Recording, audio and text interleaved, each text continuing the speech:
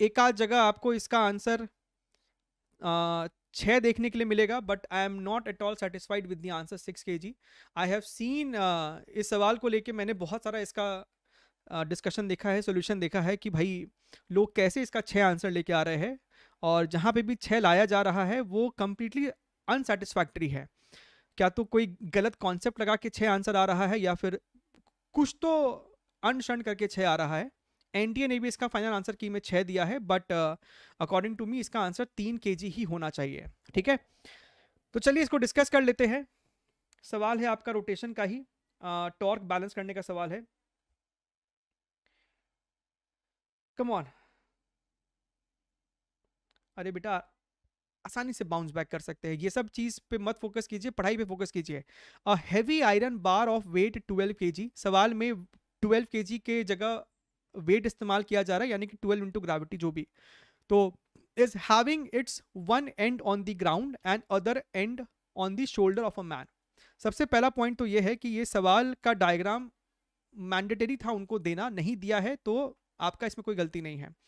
सो अगर हम यहाँ पे डायग्राम को अपने हिसाब से इंटरप्रेट करने का कोशिश करें, तो ये हम शोल्डर बना देते हैं, एंड ये रहा मेरा प्राणी। ठीक है, ये रहा मेरा प्राणी, इसको हमने जमीन पे खड़ा कर दिया है प्राणी को। और आपका जो रॉड है वो रॉड हम लोग ऐसे इंक्लाइन कर दिया, क्योंकि 60 डिग्री इंक्लाइन हमको दे रखा है सवाल में। ठीक बात है। अच्छा, ये एंगल आपको 60 डिग्रीज है।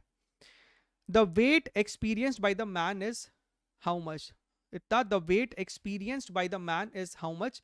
सो वेट यहाँ पे जो आपको एक्सपीरियंस हो रहा है, यहाँ पे कांटेक्ट है बेसिकली, यहाँ पे कांटेक्ट है रॉड और आदमी के शोल्डर के बीच में। तो जो आपको कांटेक्ट फोर्स है ना, वही आपको बेसिकली वो फोर्स है जो वो इंसान इस समय महसूस कर रहा है। तो अगर हम यहाँ पे डायग्राम बनाएं, इसका एफबीडी बनाएं, तो ग्राउंड इसके ऊपर एक नॉर्मल इस प्रकार से लगा रहा होगा, है ना। और ये नॉर्मल लगाने का भी है ना एक तरीका होता है, ये नॉर्मल इसी प्रकार से लगता है इस कॉन्टैक्ट पे। मैंने कहीं कहीं देखा है नॉर्मल, पता नहीं कैसे तो लगा दिया है, क्या खा पी के लगाया था नॉर्मल, ऐसे नॉर्मल लगाया है। यहाँ पे एमजी ऐसे लगा दिया है, मतलब आई डोंट अंडरस्टैंड कैसे लग रहा था। तो यहाँ पे नॉर्मल ऐसे लगेगा, यहाँ पे आपको नॉर्मल इस प्रकार से लग रहा है, और रॉड का एमजी की वजह से इसका खुद का रॉड का जो अपना सेंटर ऑफ मास से एमजी पास करेगा वो ऐसे लग रहा है। इसको आपने N1 बोल दिया है, इसको आपने N2 बोल दिया है, ये आपको mg है। एंड जाहिर सी बात है कि ये रॉड आपको राइट साइड स्लिप करने का कोशिश भी कर सकता है, तो आपको फ्रिक्शन लग रहा होगा जो कि लेफ्ट साइड लग के रॉड को स्लिप होने से रोक भी रहा होगा। ठीक बात है सर। तो यहां पे हमको N1 निकालना है, जो कि हमें बताएगा कि भैया अगर आदमी का शोल्डर रॉड पे नॉर्मल इतना लगा रहा है, तो रॉड भी आदमी के शोल्डर पे नॉर्मल इतना ही लगाएगा, और वही वो वजन होगा जो वो आदमी महसूस कर रहा है। ठीक है। तो ये जो पॉइंट P है उसके अबाउट नेट टॉर्क 0 कर दो, क्योंकि सिस्टम आपको इक्विलिब्रियम में है। तो N2 और फ्रिक्शन इसी पॉइंट P से पास करेगा, उसका कोई टॉर्क होगा नहीं, N1 का टॉर्क होगा और mg का टॉर्क होगा। अगर हम ध्यान से देखें तो N1 का torque due to N1 should be equal to torque due to mg।